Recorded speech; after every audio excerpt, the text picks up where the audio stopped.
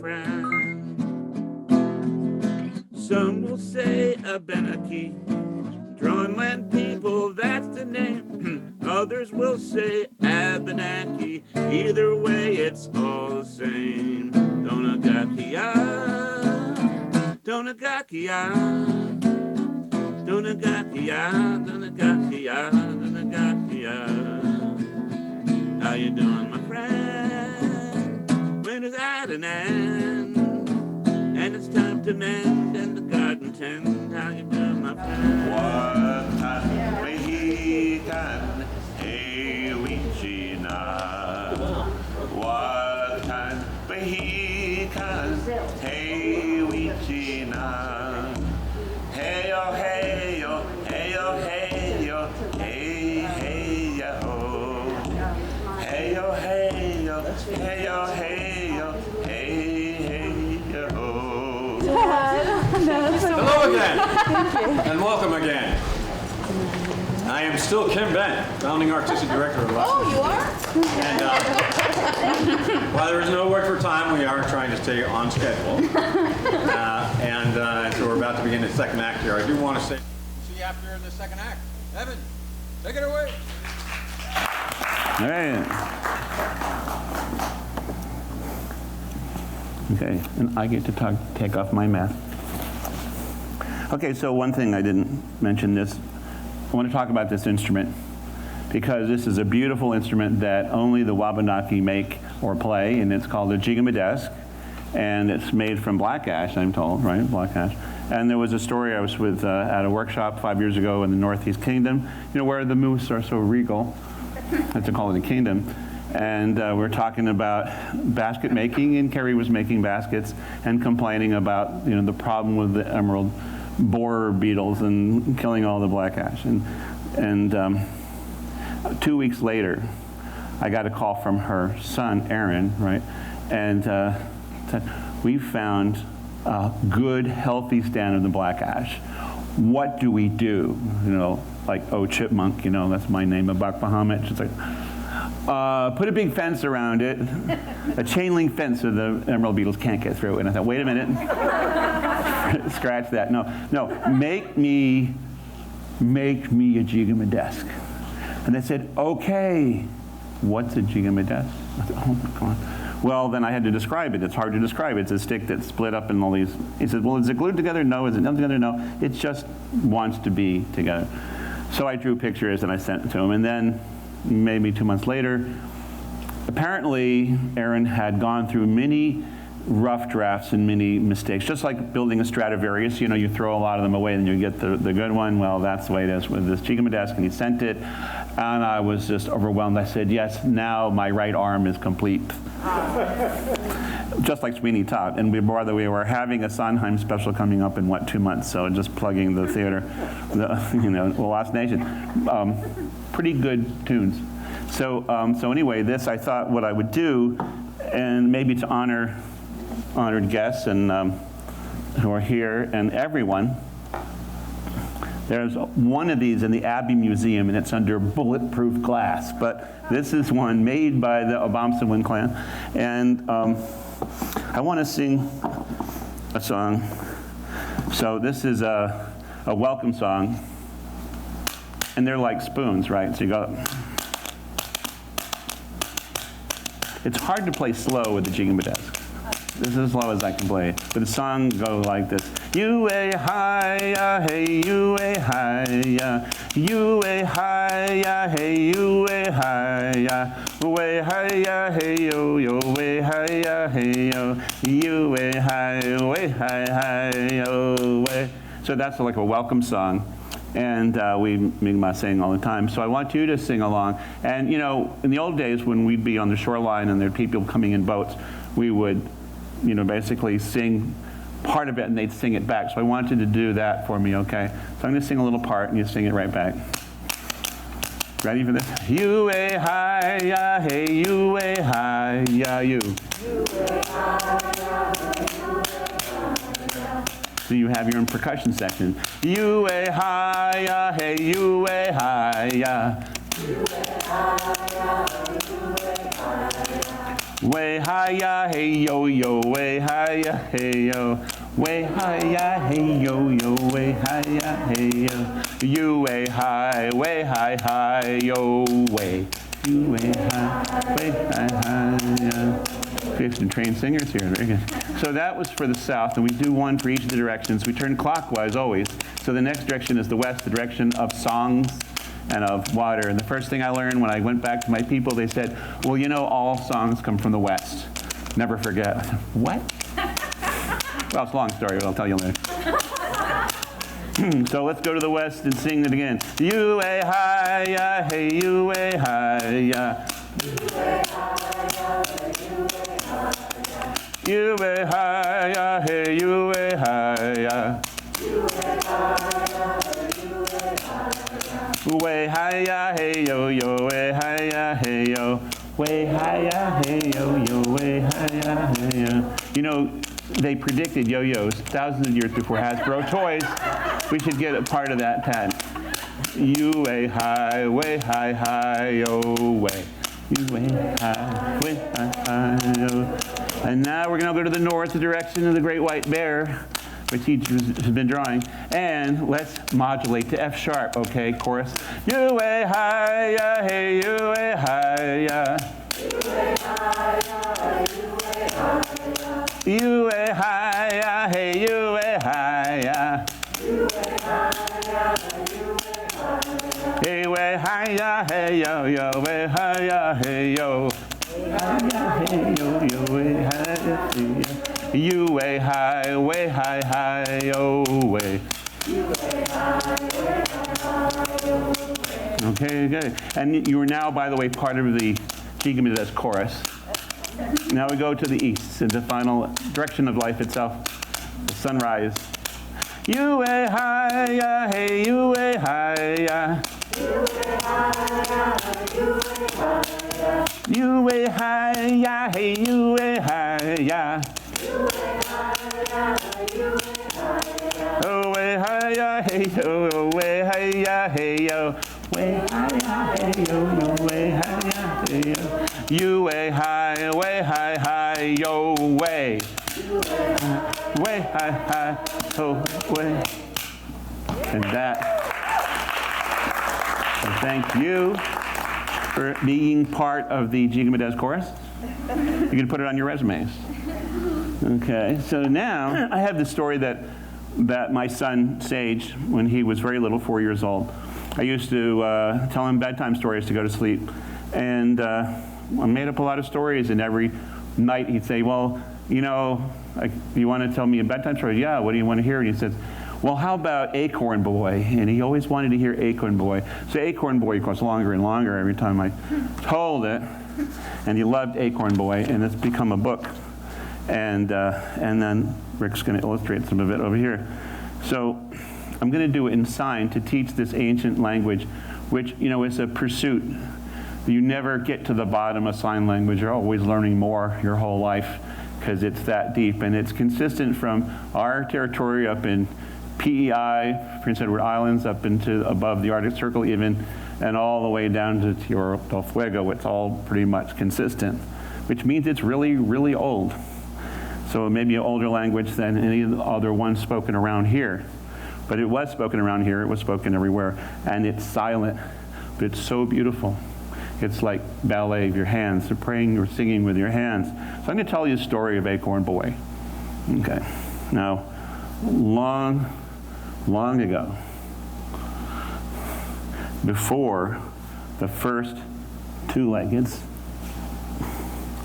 appeared, there lived a large oak tree at the edge of the forest.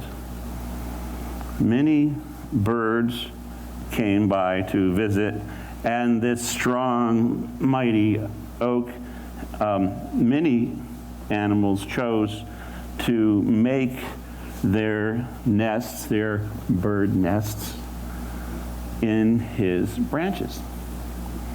The buffalo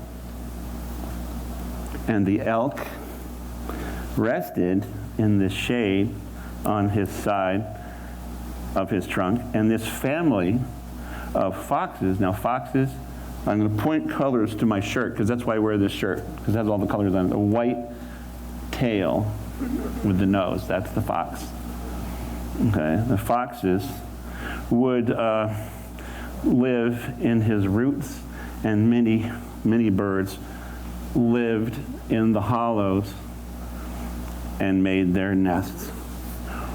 Once in a while, a great eagle who had a tail with two colors on it, okay, would sit on top of the uppermost limbs to get a good view of the surrounding area and the land, and to look for danger. Now, way high up in the branches, way high up, lived what we call Acorn Boy, little boy. Okay?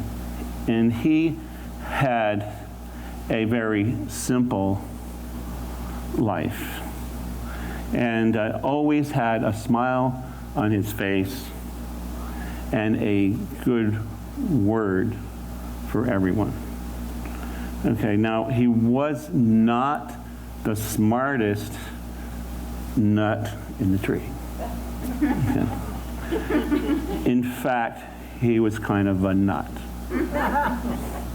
Now his father, the old oak tree, his father would sometimes give teachings, wise teachings to the birds and to the animals.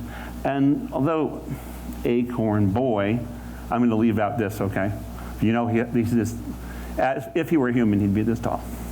So he could not hear very good from his high perch, but he felt and thinking there must be some very good teachings indeed. So if so many came to hear them, the old tree seldom spoke to Acorn Boy directly, Acorn Boy, but sometimes called out, you little nut, what are you doing up there? And Acorn Boy would answer, oh, just hanging around with my friends. You recognize this sign, my friends? Okay, Acorn Boy was small, more small than his friends, and he never felt sure of himself.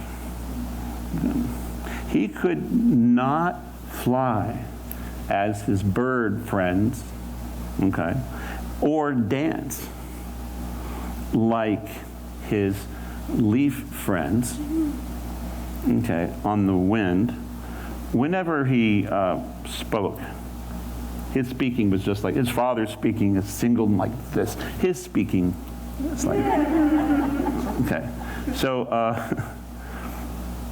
when he spoke, his friends would cut off his words, and they would say, you dumb little nut, you have no brains at all. And problem was, it was true.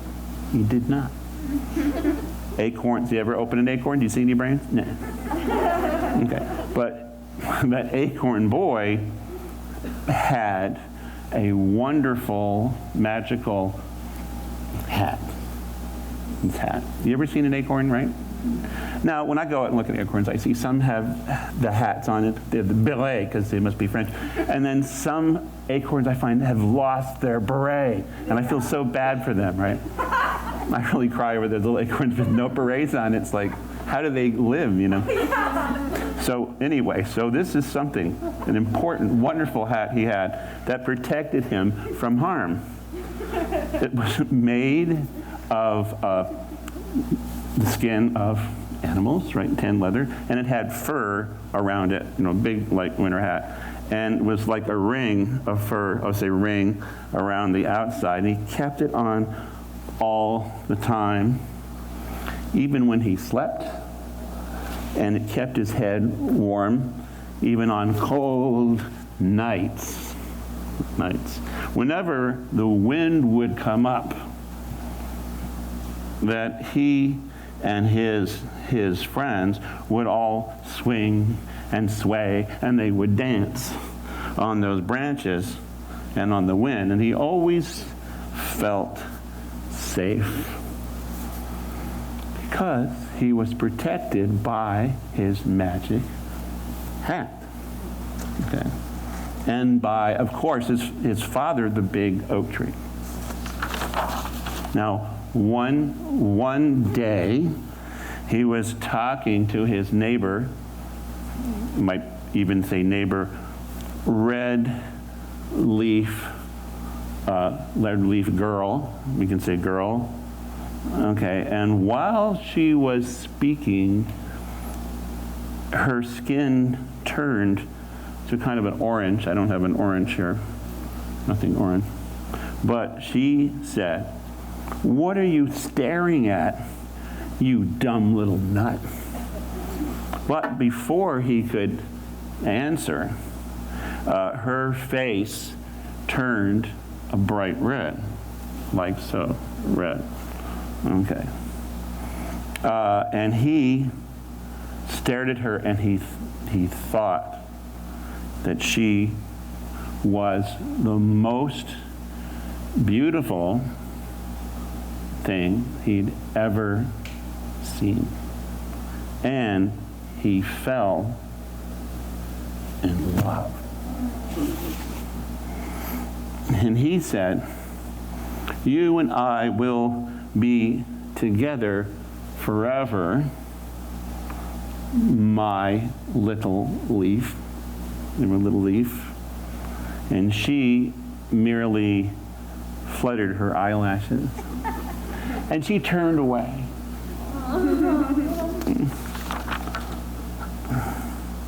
Now, those words were fateful, because the next night, now you say the next night, you would say the day is over, and then you have night, and that's over. And the next night, there was a wild lightning storm, and the wind blew very fierce, like a bear, and the big branch that had always been his wigwam home, started bucking and swaying, and he's hanging onto that branch, and it was like he was riding a horse bareback. This is the first sign I learned in sign language. That's the man on the horse. And William Commanda taught me this sign. He said when he was a boy, that was his favorite sign. And he was riding like a fast horse across the hills and the plains. And Acorn Boy, Acorn Boy, lost his balance and started falling and falling. He yelled, "Goodbye, red leaf girl." And she answered, "Goodbye, little acorn boy," and waving to him with the points on her leaf points. And he fell, and he fell. And it was scary. It was scary, falling through the air faster and faster and faster. And he did not know what would happen or where he would land. With a clunk, he hit some rocks on the ground, and he bounced 3 times. And on the first bounce, guess what happened? His hat fell off. Oh my gosh. And try as he might, he couldn't find it. It was dark. It was so dark he was blinded by the darkness. He couldn't find it. Okay. With his magic hat gone, gone, he did not feel safe anymore. Okay. And the, of course, you know, the night forest was spooky. He could hear the owls in the trees go, hoo, hoo. We could hear the owls, okay, hooting, hoo, in the night as he lay there helpless.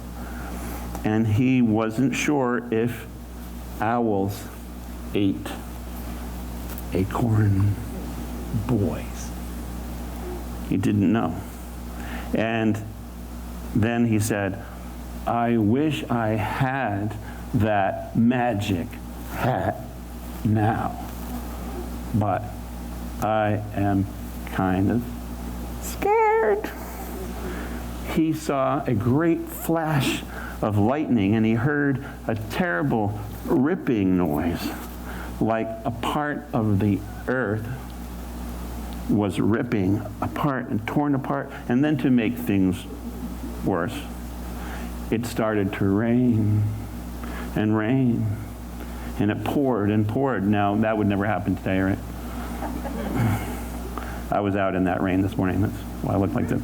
So without his little hat, his ears got cold and his head got wet, and he stayed in one piece, and it kept raining until there were pools of water rising from the ground around him. And then dawn came, and again, dawn over the mountains came, and he could see again, and there were down branches everywhere, and he was up to his waist in water.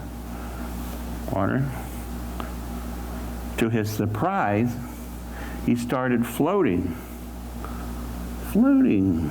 back and forth on the pool of the cold raindrops.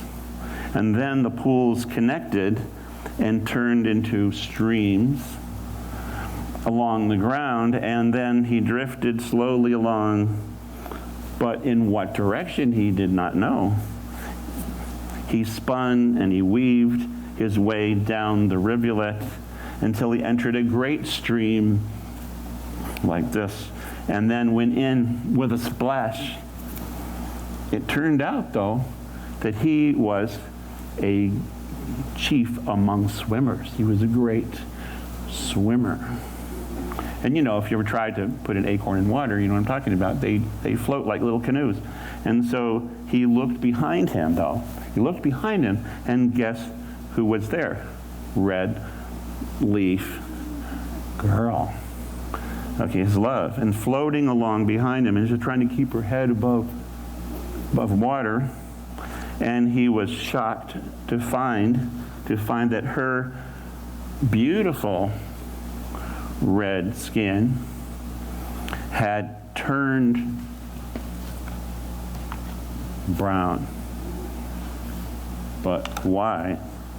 Okay, so it was peeling and it was burned, and Acorn Boy called out and asked what happened to make her skin so very brown.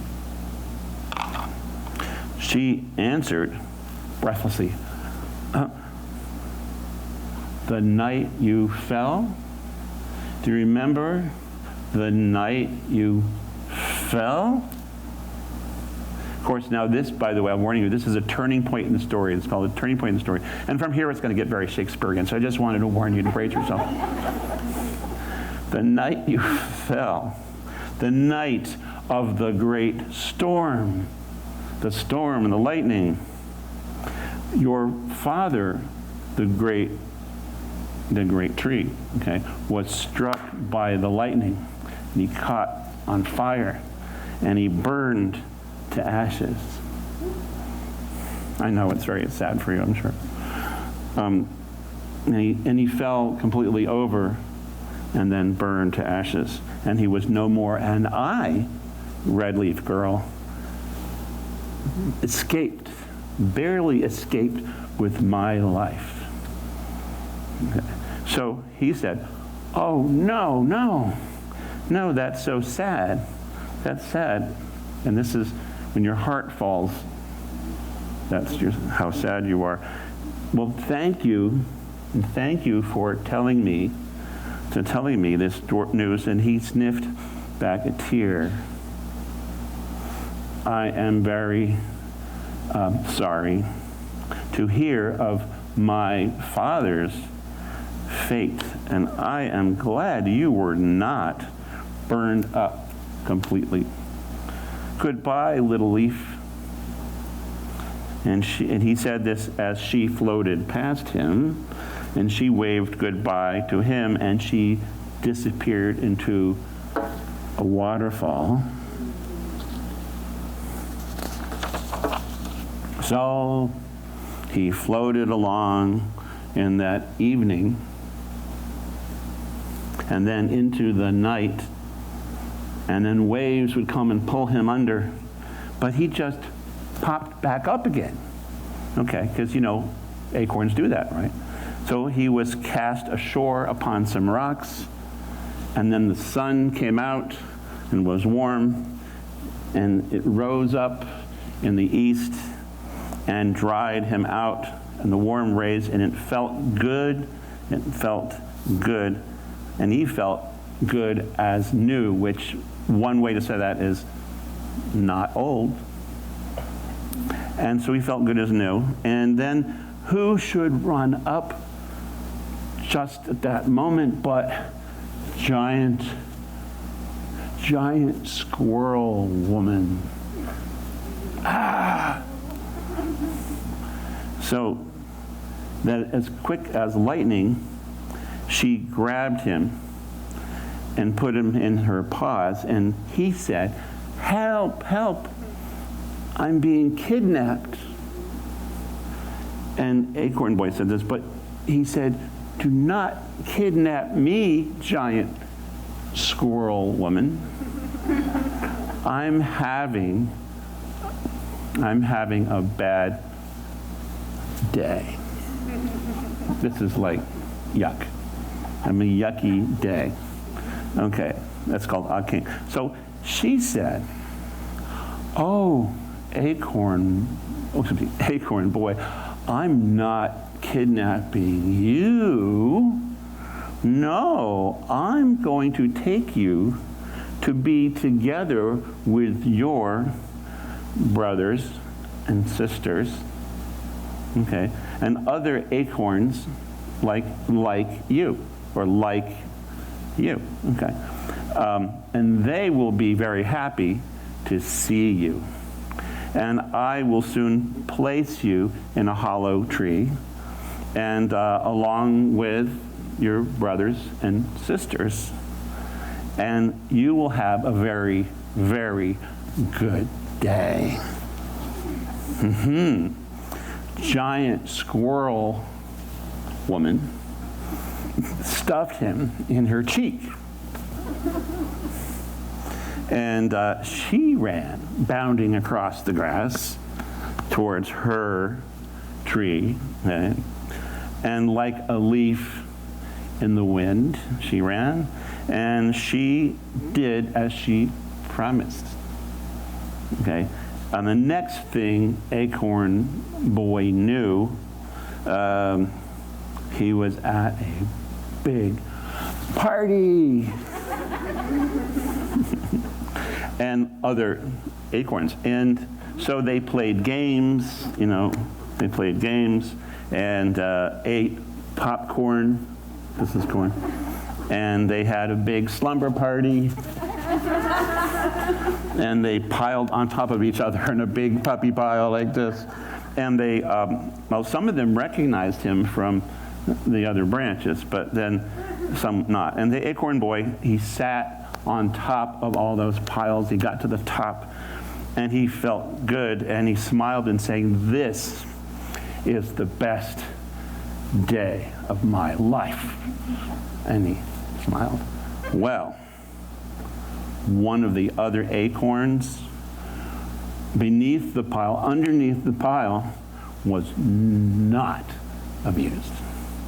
He had a snide voice.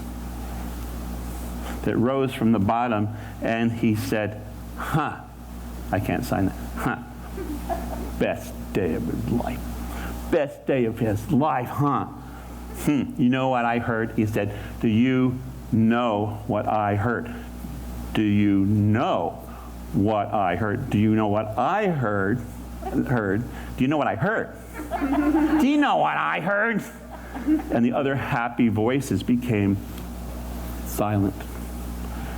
He said, I heard that once in a while, giant squirrel woman will come in here in the middle of the night and take us away and eat us alive. And the other acorns said, no, no, no, no, no. It can't be. And they covered up their ears. And so then they had no way of knowing if the story was true or false. Forked tongue. While they were arguing, Acorn Boy, remember Acorn Boy, slipped and slided off the pile around the outside, headed for the door, right, of the hollow. Towards the door. He's getting right on the edge, climbing to the edge of the door, and guess what happened next? This giant black bird landed and grabbed him in his beak, right? And let's see, they grabbed him in his beak and flew way up in the sky, giant wings, and flew away so high into the air. And now Acorn Boy was in, how we say, he was in trouble. He screamed, ah, and he kicked, and the bird lost his grip and dropped Acorn Boy, and he fell, and he fell, and he fell, and he fell, and he fell, and he fell from a great height. Now, Acorn Boy thought, well, the last time that I fell, it was a short little fall, and that was pretty bad, okay? But if this time, if I hit a rock, I might split in two. So he said his prayers on the way down, that he'd be safe, and he landed and plop right into a deep bog of mud. Now this is good news and bad news, right? He's still in one piece. But now he was really in trouble. Okay, he was buried alive under the mud. And no one knew where he was.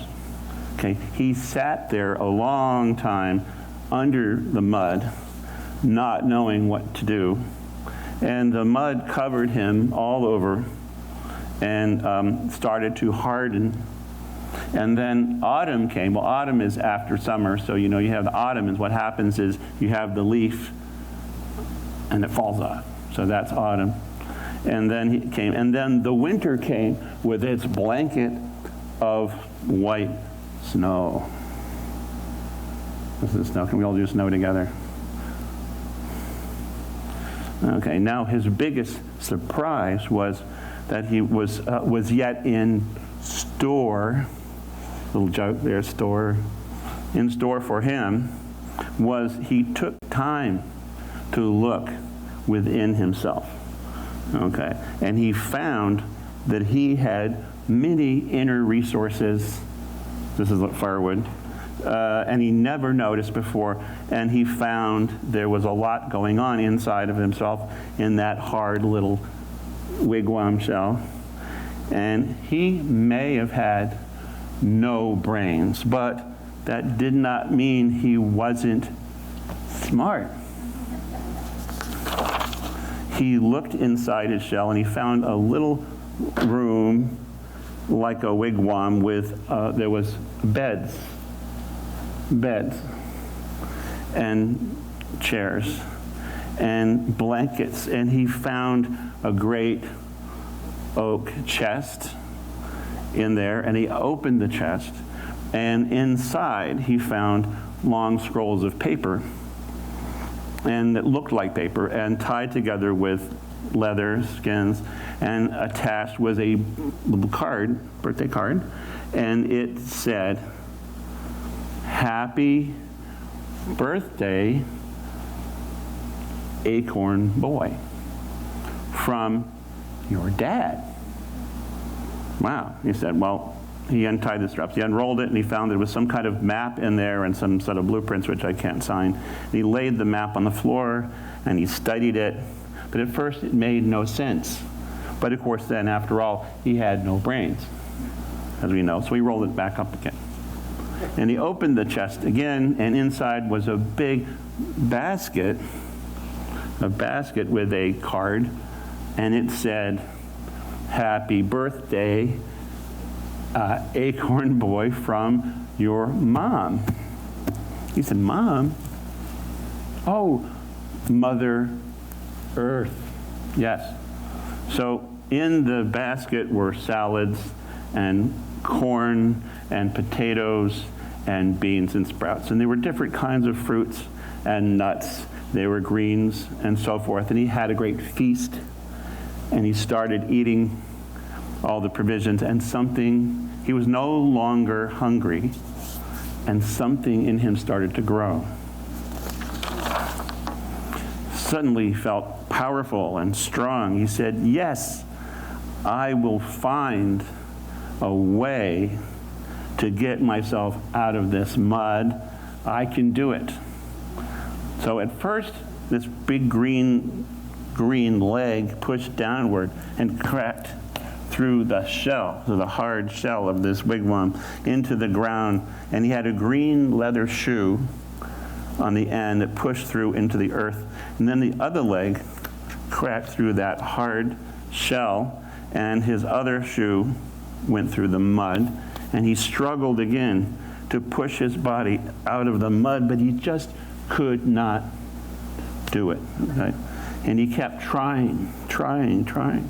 Okay, then a big green stalk started rising out of his forehead, where his hat used to be.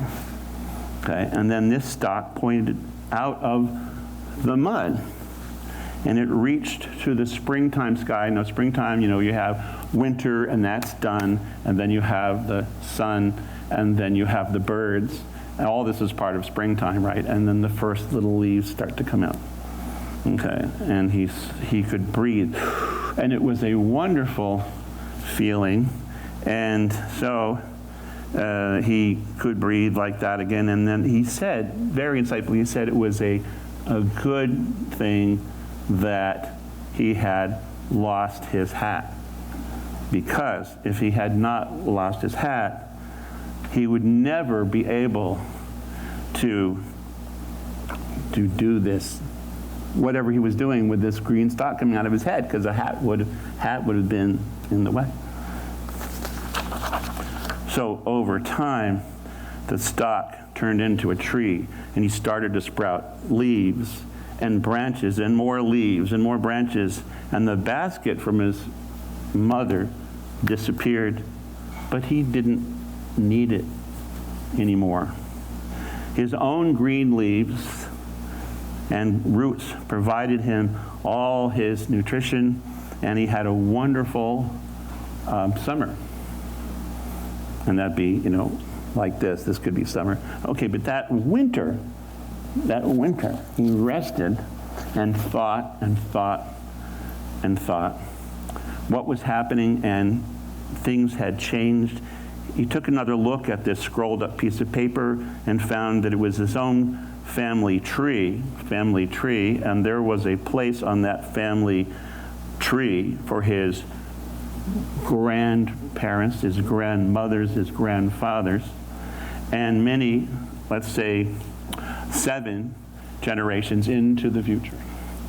Okay, the blueprint had already had their names on it, so I can't sign that, but how much they would need. And he studied that family tree for a long time, and started planning for the future. His father was wise indeed, because he had so much of this forethought and this wisdom. So the next spring, he grew taller and taller. As it happened, this shell of his former self, and that's the wigwam shell of his former self, okay, disappeared. And somehow that little nut that he had always been ceased to be as well. He was so busy growing and growing everywhere that he hadn't even noticed. Okay, and there were foxes. Remember the foxes with the white tips in the tail? The foxes suddenly showed up, living down by his trunk, underneath the roots. And then he had to take care of them, of course. And there were birds in his hollows that he had to take care of. And there were birds' nests everywhere. And he was taking care of them. And just so busy, he didn't have time to even think about himself. And then, guess what? The buffalo showed up. The buffalo showed up, leaning up against the shade on his side. And then the elk showed up and was leaning up against his side in the shade. And then he noticed that there was a great eagle, even like the chief of the birds, perched way up high in his branches. And he thought, well, what does this make me think of?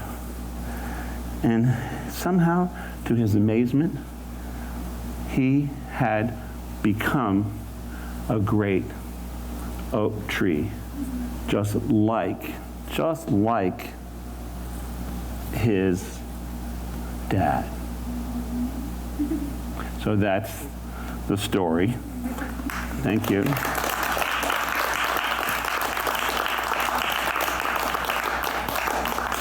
So the moral of the story is that he learned that sometimes it does not take brains to be wise, but it takes love.